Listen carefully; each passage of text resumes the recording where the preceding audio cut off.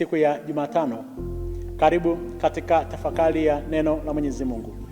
Tafakari yetu tunaipata kutoka katika somo la kitabu cha kwanza cha Wafalme, sura ile ya 18 aya ya 20 hadi ya 39, na injili tunaipata kwa mwinjili Mathayo sura ya 5 aya ya 17 hadi ya 19.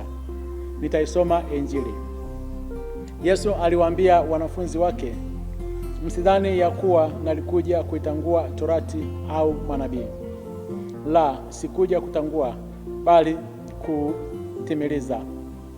Kwa maana amini nawaambia, mpaka mbingu na nchi zitakapoondoka, yodi moja wala nukta moja ya torati haitaondoka hata yote yatimie. Basi mtu yeyote atakayevunja amri moja kati ya hizi zilizo ndogo na kuwafundisha watu hivyo, ataitwa mdogo kabisa katika ufalme wa mbinguni. Bali mtu atakayezitenda na kuzifundisha, huyo ataitwa mkubwa katika ufalme wa mbinguni. Neno la Bwana. Sifa kwako, Kristo. Mpendwa mtazamaji, katika kitabu cha kwanza cha Wafalme sura ile ya 18 tunamwona nabii Eliya anakwenda katika mlima Karmeli.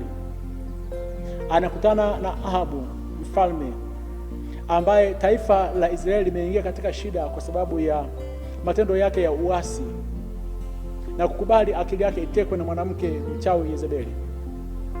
Ndipo sasa huyu Ahabu akawakusanya watu wote wa Israeli, akawapeleka katika mlima Karmeli ili waweze kukutana na Eliya.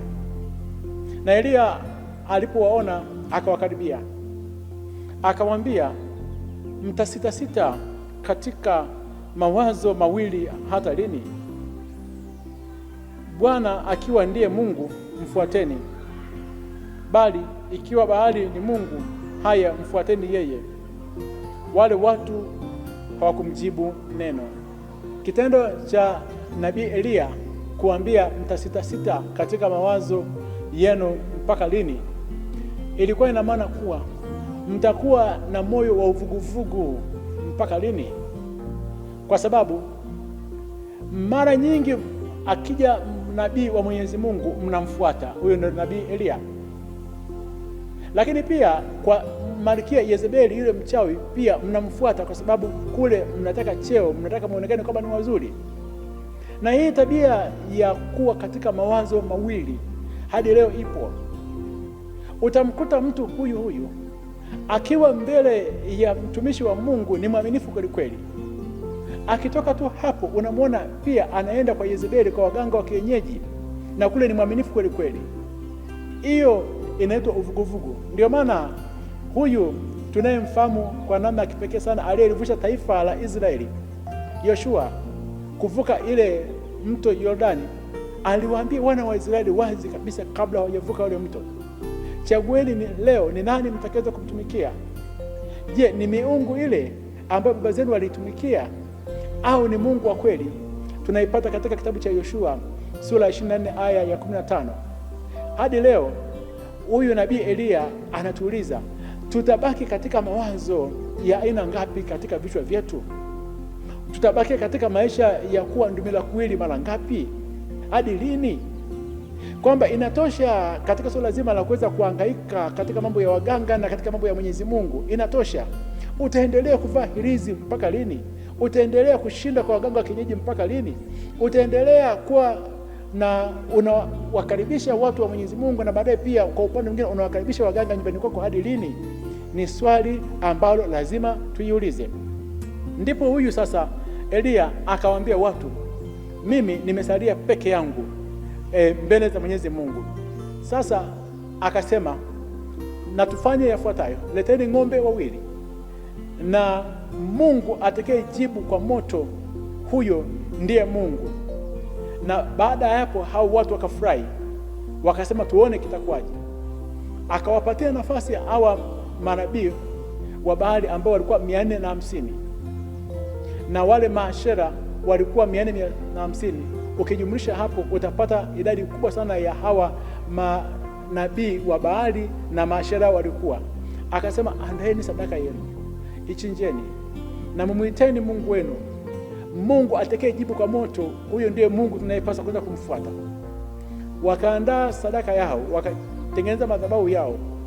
Staili yao ya maombi ilikuwa ni kupiga kelele, wakajikatakata kwa damu, manake wakajichanja chale nyingi ili huyu Mungu aweze kujibu, lakini huyu Mungu hakujibu. Tunajifunza leo kwamba Mungu wetu hajibu kwa sababu ya makelele tuliokuwa nayo. Hajibu vile tunavyotumia nguvu nyingi sana kuomba. Mungu wetu yeye anajibu kulingana na sisi ndani ya mioyo yetu tulivyo na uhakika na yeye. Ndipo akawafanyia dhihaka huyu nabii Elia. Baadaye akawaita akasema, nikaribieni mimi. Baadaye ilipofika jioni, Mungu wao ameshindwa kuweza kujibu, akasema nikaribieni. Na kitendo cha huyu nabii Elia kwamba nikaribieni, aliwakaribisha wote, hata wale ambao walikuwa ni wadhambi, wale manabii wa Baali aliwakaribisha wote. Ndio huyu roho ya kiongozi wa Mungu, mtumishi wa Mwenyezi Mungu, ikifika wakati wa toba, ikifika wakati wa kuweza kurudisha watu wote, haijalishi wametenda matendo mabaya namna gani, lazima wakurudie. Nikaribieni mimi, watu wote wakaja pale kwa unyenyekevu. Kazi ya kwanza ya nabii Elia, akaitengeneza madhabahu ya Bwana iliyokuwa imeharibika. Akaamua kuifanya ile madhabahu kwa kutengeneza mawe 12. Mtumishi wa Mungu, kazi ya kwanza ni kutengeneza vile vitu vya Bwana ambavyo vimeharibika. Kuna baadhi ya maisha ambayo tulikuwa nayo ni mazuri, tumeacha. Mtumishi wa Mungu kazi yake ni kutengeneza ili watu waweze kukutana na Mwenyezi Mungu. Na namna moja hapo ya watu kukutana na Mwenyezi Mungu ni kupitia madhabahu. Na baadaye alipotengeneza ile madhabahu, ameweka mawe 12 kulingana na kabila za wana wa Israeli, akaiweka sadaka. Maneno yake huyu nabii Elia yalikuwa ni machache. Akasimama mbele za Bwana akasema, Bwana Mungu wa Ibrahimu, Mungu wa Isaka na Mungu wa Israeli, ijulikane leo ya kuwa wewe ndiwe Mungu katika Israeli, na ya kuwa mimi ni mtumishi wako, na ya kuwa nimefanya mambo haya yote kwa neno lako. Unisikie Bwana, unisikie, ili watu hawa wajue kuwa wewe Bwana ndiwe Mungu, na kuwa wewe umegeuza moyo ili wakurudie. Ndipo moto wa Bwana ukashuka kutoka mbinguni, ukaiteketeza ile sadaka na kuni na mawe na vumbi, ukayaramba yale maji yaliyokuwemo katika mifereji. Na watu walipoona wakaanguka kifudifudi, wakasema, Bwana ndiye Mungu, Bwana ndiye Mungu. Tunajifunza kitu gani katika maisha tuliokuwa nayo?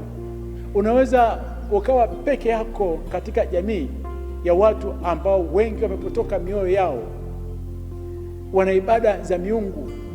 Ukawa peke yako na ukaanza kuogopa kwa sababu hao wako wengi. Nabii Elia hakuwaogopa. Hata walipokuwa wameandaa sadaka zao, alikuwa anawatazama.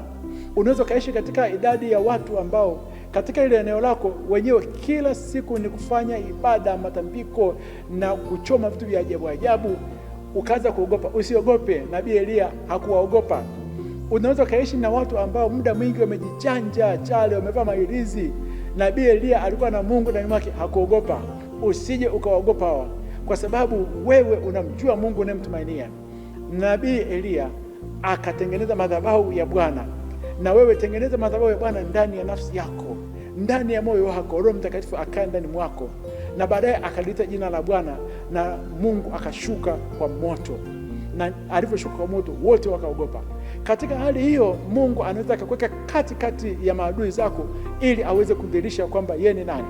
Na ndio maana basi Yesu anasema kwamba katika yeye kuja hapa duniani, mtu yeyote yule atakayezitenda na kuzifundisha amri za Mwenyezi Mungu ataitwa mkubwa katika ufalme wa mbinguni. Nabii Elia alitenda, akawafundisha watu kwamba Baali sio Mungu, yuko Mungu wa kweli, na hakuogopa yale makundi ya watu zaidi ya 450. Alisimama imara kwa Bwana, akawa ni mkuu, jina lake limekuwa ni kubwa. Usiogope idadi ya maadui zako, waganga na wachawi, bali mtumainie Mwenyezi Mungu siku zote za maisha yako. Akubariki na kulinda Mungu Mwenyezi, Baba na Mwana na Roho Mtakatifu. Amina.